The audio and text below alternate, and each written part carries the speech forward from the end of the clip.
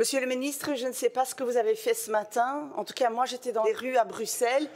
Le personnel des soins de santé et du non-marchand étaient dans la rue. Ils n'étaient pas 10 000, ils n'étaient pas 20 000, ils étaient plus de 30 000. Quand est-ce que vous, du haut de vos bureaux ici à Bruxelles, vous allez entendre? Quand est-ce que vous allez vraiment les écouter? C'est toujours la même chose. C'est la charge de travail qui est beaucoup plus haute. C'est l'impression de ne pas pouvoir faire son métier comme il faut. On a fait ça pour faire un travail humain, être auprès de nos patients, avoir du temps pour eux. Et finalement, c'est toujours courir, courir, courir. On a l'impression qu'on travaille dans une usine. C'est ce que nous avons fait.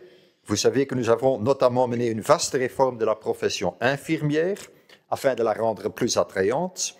Nous avons créé de larges possibilités d'entrée dans la profession à différents niveaux.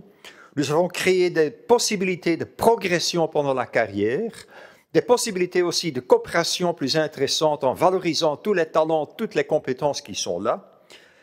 Et je crois qu'il faut poursuivre dans ce sens. Alors on va se dire, une infirmière, elle travaille lourdement avec des horaires réguliers, on va la récompenser, la revaloriser. Et qu'est-ce qui est sur la table? Supprimer les primes de nuit, 300 € par mois en moins.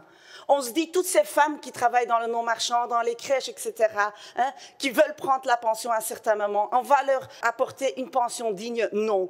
Qu'est-ce qui est sur la table? 35 années de travail effectif qu'il faut avoir pour partir à la pension. Sinon, c'est des centaines d'euros en moins. C'est tout simplement scandaleux.